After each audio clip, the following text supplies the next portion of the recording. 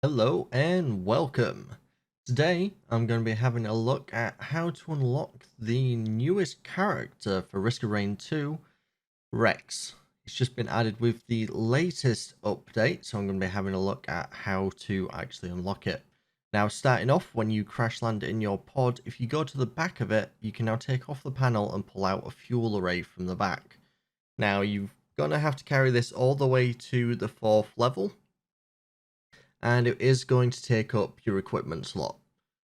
The other requisite for this, as such, is if you drop below 50% health, the fuel array will explode and insta-kill you. So it kind of rules out things like the health sacrifice altars. You've got to try not take damage. That's why I'm doing it on Drizzle. It's quite easy to do on Drizzle. And one of the other things I found whilst doing this is you can see there, I've just pointed out actually a printer for them, is the Topaz Brooch. It's one of the new items introduced with this update. Now, the Topaz Brooch is quite a fun item. You can see there I've got like a orangish barrier around me. Every time I get a kill, that fills up, and you can literally double your health with it, but it doesn't count as really taking damage for this because your health won't go below 50%. So as long as you can keep that up, essentially maximize your brooch, you won't have any trouble. I picked up the brooch on like the first level, and it just carried me the entire way through this. I was playing as the Huntress just for the maneuverability and everything. You don't really get hit as the Huntress, but didn't really need it in the end. I mean, I say that brooch is actually a really good item for a white item. I'm not entirely sure. It's not on the wiki and everything yet. For all the stats it does, like how it stacks and everything. From what I've seen, every stack of it increases how much barrier you get per kill, which is, like I say, it's quite a good item, especially for a white item.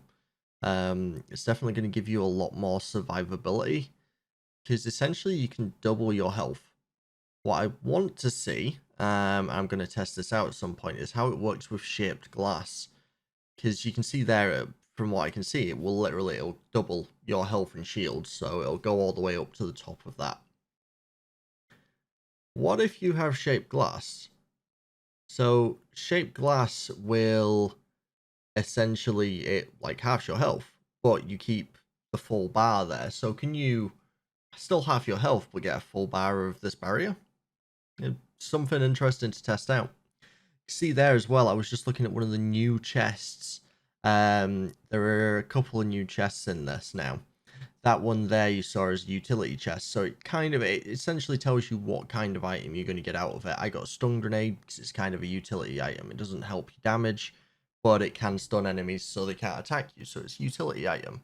There are others. There are basically damage ones. They're red. You can get damage items out of them. I think the one I got a banner out of one of mine because it increases your attack speed and such inside its barrier. So that's I guess it takes a bit of the RNG out. Like if you were going for like a speed run or anything, trying to get quite far, then you can kind of prioritize which kind of chests you want. If you have a couple of these ones on your map, you see there I had another utility chest, and it's good to be able to see, like I say, what chests, what kind of item you're going to get out of it. It's kind of not as good as like a multi-store, but it is quite an interesting concept, and it's good to see that there is a little bit more choice in terms of, like I say, if you're playing with other players and you decide, oh, I need more utility and they need more damage, you can kind of say, oh, you take this one, I'll take that one. Or like I say, it helps with essentially if you want to do a speed run, if you're trying to hit like level 3 in under 10 minutes or something like that. Now, like I say, the main point of this is to unlock Rex, so just going to skip on ahead to when I got to the Abyssal Depths, the 4th level. This is as far as you need to get this. You just need to get to the 4th level here, get here with a fuel array, take this jump up, and it's always up on the top. So take it up to the toppest of the little floating islands up here. See, I was just having a quick look around because I wasn't 100% sure what I was looking for. I was just looking at the plants and such because, well, it's a plant that we're looking for. But you can see here over on this second island, it's quite distinctive. This is Rex. This is our new character that we can play as. And it is as simple as that. All you need to do is get that fuel array from the first stage all the way to the fourth stage. One of the tips you can use is on the first level, you can always just leave the fuel array inside your pod and then pick it up after beating the first boss. Now I'm just going to have a quick look at the new abilities and the things that we can do with Rex, see what kind of synergies he could have in the future. So Rex is a very interesting character. I can see myself having a lot of fun with it, especially some of the builds you could do. Obviously, kind of want to go similar to a lot of the other builds, but Rex has a different kind of tool set. So you can see here we've got him now. We'll look at the adorable little boy. So he's a half robot, half plant that uses his health to cast devastating skills from a distance. And it's basically due to the fact that his auto attack heals him. It can also apply weakness, and it essentially reduces the strength, the damage of your enemies. You can use Sea Barrage just to take enemies out from a distance, but that does take away some of your health. So essentially, all your robot skills don't do anything damage to you, but all of your plant skills do. But you can get health back with them. So your auto attack is Inject, that fires out 3 needles. The third one applies Weaken, and it heals you for the 30% of the damage dealt. So you can use that to try and get your health up. Or your Tangling Growth. It costs 25% of your current health, which is quite a substantial amount. But it'll then pull in and root all the enemies that walk inside that circle and apply 250% damage to them and heal you for each one of them. Now you'll see some of the gameplay here because I was just playing around seeing what you could do. So like I say, you've got a little attack there. This is your sprint. Kind of just bury yourself under the ground. I was looking around for something to actually kill here. But I can see some really interesting synergies going forwards. So, obviously, anything that heals, obviously, the antlers that give you double healing, going to be amazing. Other hands, picking up a Transcendence, will probably end up with you dead. Maybe. I haven't seen how that works, but I can only assume that will probably kill you. See there, I've just used one of the Sea Barrages, and it did take some of my health, but it's quickly brought back using my auto attack. And you see there, I've done that, and that pulled them in. Even though they're dead, I'm still getting healed from their corpses.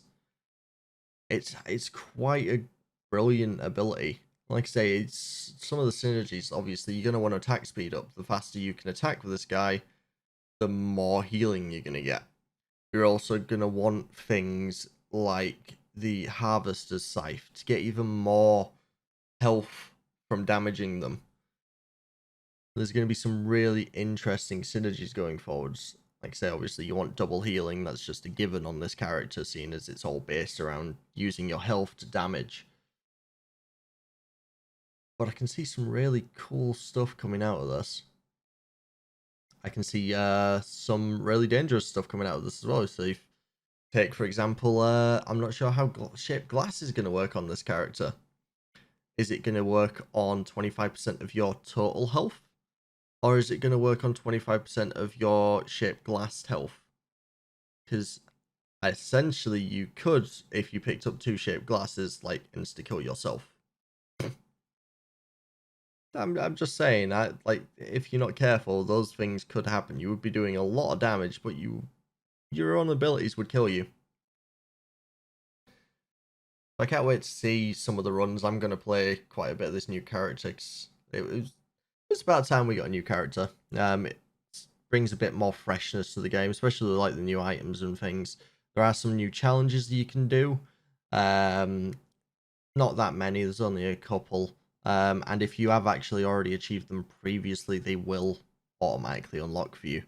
I think for myself, the only one I need is 500 elite monster kills. I think that's the only one I have left. Things like going through 3 portals, quite easy, obviously. What else was there? Oh, there was kill the Aurelionite without any of the beacons needing to be done again. So essentially, you gotta go fight it in the Gilded Coast and beat it without any of the beacons reactivating. But there are some really cool stuff in this, and now that you've watched this, you'll be able to unlock Rex for yourself. So let me know down in the comments, how are you liking this new update? Do you like the new items? Do you like Rex? Do you think there's anything else they could have done with him? And don't forget, if you do like this content, you can always like and subscribe.